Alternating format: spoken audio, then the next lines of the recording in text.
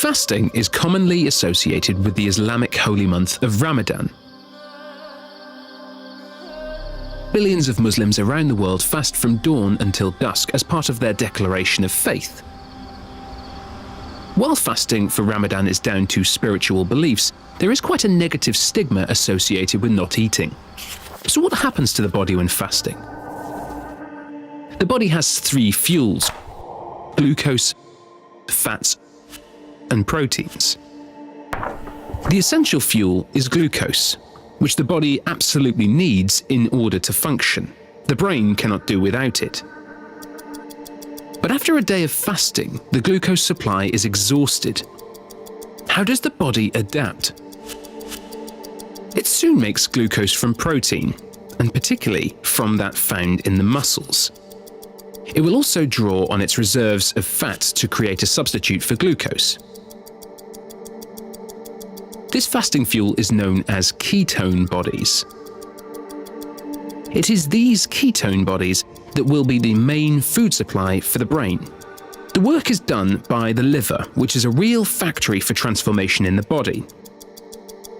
Faced with starvation, the body triggers an alert. This sets off the hormonal and endocrine changes. The hormones mobilize the body's reserves. Some also have an anti-inflammatory effect. It is these self-regulatory mechanisms that produce therapeutic effects. Many aspects of blood composition improve, for instance the levels of glucose, cholesterol, triglyceride, and insulin. Meanwhile, the energy expenditure of the body gradually decreases. Breathing and heartbeats slow down, and blood pressure drops. The digestive system goes into a state of rest. Critics of fasting continued to brandish a compelling argument. Fasting is dangerous. Fasting can be dangerous because as the body feeds on its own resources, it's using up its reserves of protein. But the muscles are composed of protein and the heart is a muscle. When half of the proteins have disappeared, death follows. So what are the facts? How can we know the body's limits for fasting? It's impossible to conduct such experiments on humans for obvious ethical reasons. But the study of wildlife can provide an answer. In the frozen lands of the Antarctic continent, there's a strange bird that's fascinated scientists for decades. The male emperor penguin practices fasting spontaneously in his colony on the ice. While he is sitting on the egg waiting for the female to return, the male is able to go without food for as much as 4 months. Is the emperor penguin a professional faster, with mechanisms that don't exist in man or in other animals?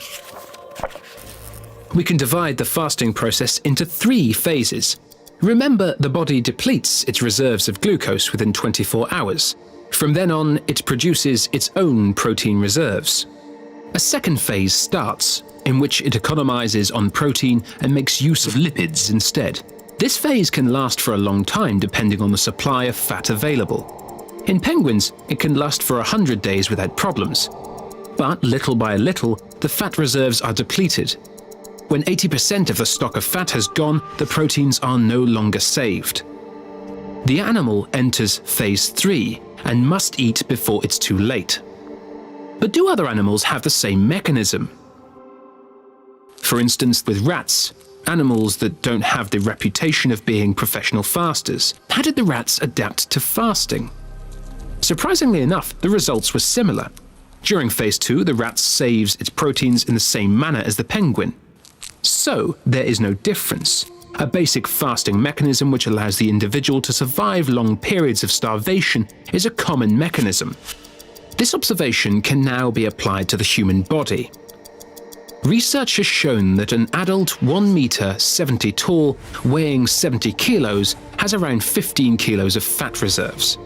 Enough for a healthy person to keep going for 40 days. So, fasting, instead of being something dangerous, which, at least within the limits we have identified, presents no danger. The situation we have today with regular meals and a well-stocked fridge is a historical anomaly. So it's not surprising that the body encounters difficulties when it doesn't fast and eats constantly. Islam prescribes fasting once a year for the whole month of Ramadan, and is highly recommended to fast Mondays and Thursdays, and the 13th, 14th, and 15th days of every Islamic month, with the intention to get closer to your Creator. Proven benefits of fasting: boosts your metabolism, supports fat loss, helps to clear skin and get rid of acne, encourages better insulin sensitivity, lowers blood pressure, decreases blood sugar, promotes heart health, may slow aging and enhance longevity, decreases inflammation, improves cell recycling, improves brain function, improves your immune system, enhances recovery from injury, enhances the body's resistance to stress, can help prevent and fight against cancer. Side effects of fasting: dehydration, headaches, hypoglycemia, and heartburn.